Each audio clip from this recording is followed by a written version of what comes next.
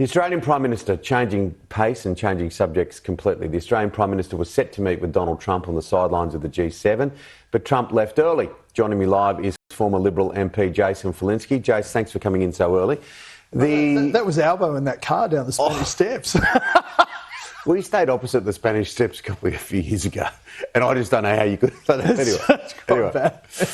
Oh, goodness gracious me. The Donald Trump no-show, how urgent is it that the PM gets a face-to-face with him? It's now become urgent. So, who knew Albo would be better at building walls than Donald Trump, but he's built a wall between us and our most important ally. And there are now issues like AUKUS, tariffs, and they're all getting away from us because he's not being able to get a meeting and some FaceTime with the President of the United States. But they are becoming unreliable, aren't they? Well, everyone says Well, he is. Well, maybe he is, but the fact of the matter is everyone says that, but Trump has been remarkably consistent in what he says and does in global affairs. And regardless of that, we have some major competitive tensions in our region.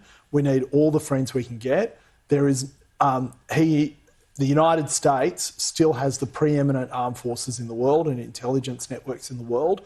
We need to be close to them, not moving away from them. Where do you reckon AUKUS is going to end up? Do you think that this is just a new government having a look at deals that have been done?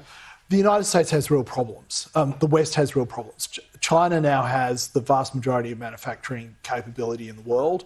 They are pumping out military hardware at a rate that the world has never seen since basically the 1930s. So the United States is having to jump up. Part of that is putting more nuclear submarines in the water. Where Australia fits into that and how we can get our subs at the same time is something they're genuinely looking at. What I think we'll end up with is the subs, definitely. Probably. Because it's going to suit them as well. Because it's going to suit them. It's also, we live in an interdependent world. So having a submarine base in Australia that can maintain nuclear submarines, USS Virginia class submarines, is critical to the United States global network. So it does suit them. But whether they're going to take 2 or 3 subs before they get to us, that's the critical question. Now, the uncertainty around the Iran-Israel conflict continues. Fascinating to watch the internal dispute within the MAGA base. We saw the Tucker Carlson Cruz interview. It's all around whether the US should be involved and how much influence do you reckon that's going to have on the president? Yeah, so Tucker Carlson has been actually quite unproductive in all of this. And some of the stuff... He's got a big voice, though. He's got a big voice over there that Trump, frankly, helped him get. But it is, frankly speaking, he's been arguing straw men. No one in the United States is arguing on putting troops in the ground, regime change, building a democratic society in Iran.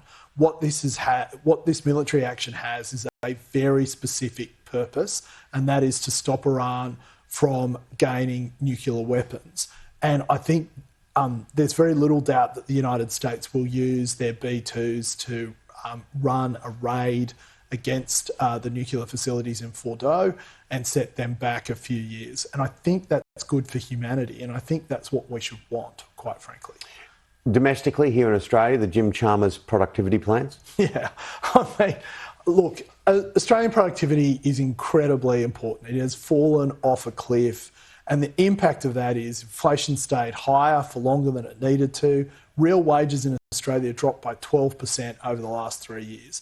If we cannot get productivity moving forward, then it's never going to work. But already we've seen, Tim, they talk about productivity, and for them that's about increasing taxes on different people. So it's not a serious agenda as it stands at the moment.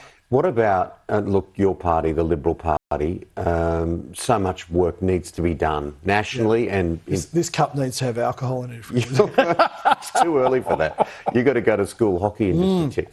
That's true. John Pizzuto, that whole drama, now he's avoided bankruptcy. What's your take? I know it's a finishing question. We don't have a stack of time, but what's your take? Yeah, look, my take is that this is why we keep losing. We keep spending more time talking to ourselves about ourselves and not going out and talking to the Australian people and saying, we may be fewer in numbers, but we've got the vision and the principles and the values that are going to help you live a better life. Yeah, well said.